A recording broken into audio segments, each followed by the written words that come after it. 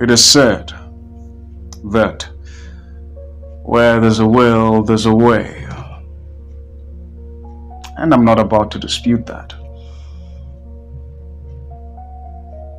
However, I must mention the fact that I can't help but feel as though this popular phrase is outdated.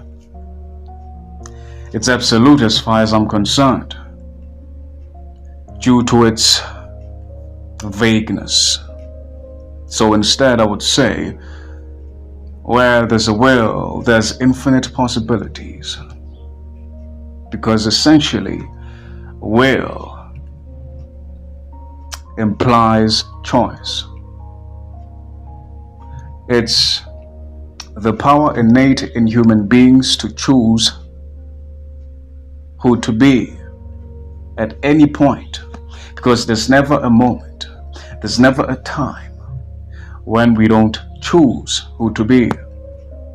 Although at times we are blind to the matter, we are blind to ourselves, and this is likely to happen if we are associated with identity. Because once one is associated with identity, then one cannot live beyond that frame, which is encapsulated in the identity. And identity is fundamentally self-concept, the concept of ourself, or rather our self-image, how we see ourselves, who we believe ourselves to be. And the key word in that sentence being who, being the word who.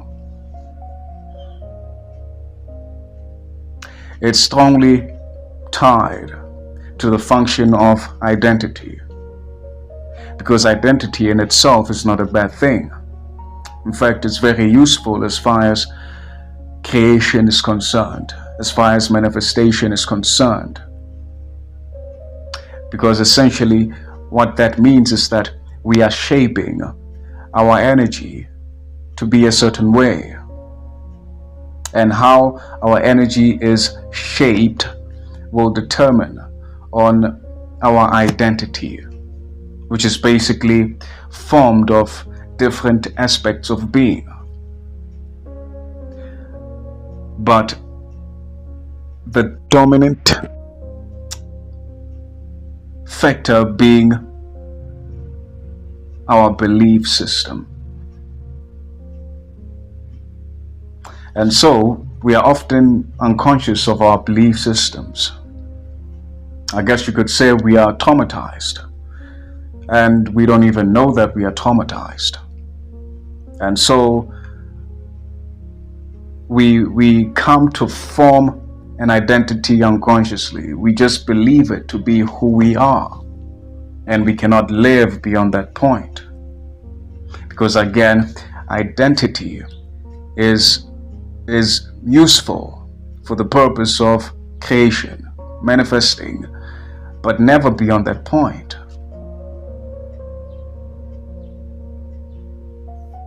As far as experiencing the pinnacle of life, or living within the pinnacle of experience is concerned, then identity is a blockage. Because it's mental stuff. It's all happening in the mind. And mind cannot capture life.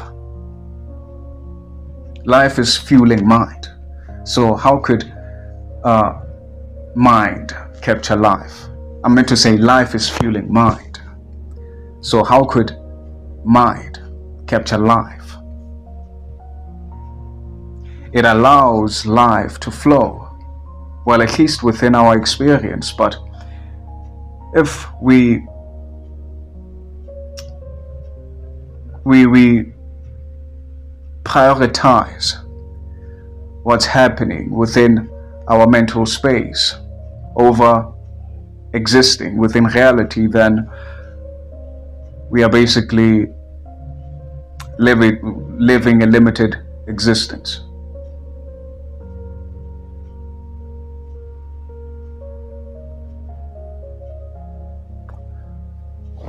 Identity is more like belief. And the way I would define belief is that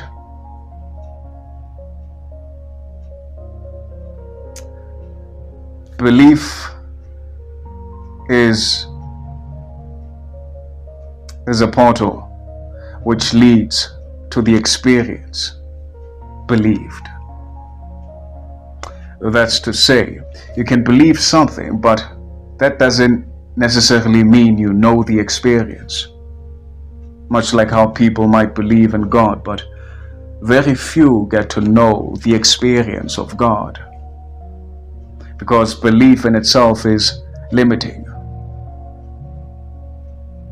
It can take you up to a certain extent, but never within the pinnacle of experience, the experience of the specific held belief, so to speak. But I'm not saying that the experience through belief is impossible, because belief is essential in that it opens the possibility. It opens up the door of that specific experience. But it in itself, by itself, lacks the capacity to afford one the personal reality, the personal desired reality, which is driving the belief in the first place. And that's how we go about intentionally applying these functions which are inherent in being a human. Because most of us are blind, as I've mentioned, to these happenings, these processes. And so we come to find ourselves living out cycles, because these cycles are basically mechanisms that perpetuate the identity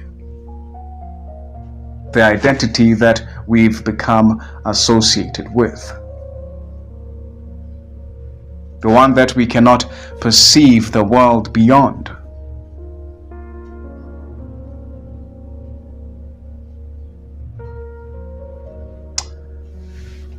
So yeah, that's something to keep in mind, because you don't have to limit yourself. You really don't. Hence, it's so sad when I hear people say things like, I am the boy that I think I am, or I am the girl that I think I am. You're not existing because you think you are existing. You're existing because you are alive. So when people put more importance on their thinking of existence than the actual fact that they are existing, it comes to stifle the potential, because essentially what we are as life is potential. Life is potential. We were born as life, and when a baby is born, it is already held that the child can be anything as maturity comes to take place. But without proper guidance, then potential will be wasted. It will die unrealized. which is the common predicament for most people, for most of us, which is a sad reality, because now we cannot even love to our maximum capacity. In fact, there's so much experience that we are depriving ourselves from. And even though we do this unconsciously, unintentionally, it still doesn't change the fact. It's still happening. That's the bottom line. And unless we intervene from an individual point of being, then nothing will change.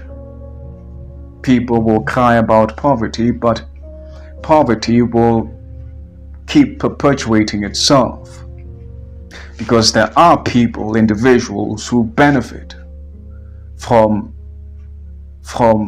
the majority's scarcity mindset.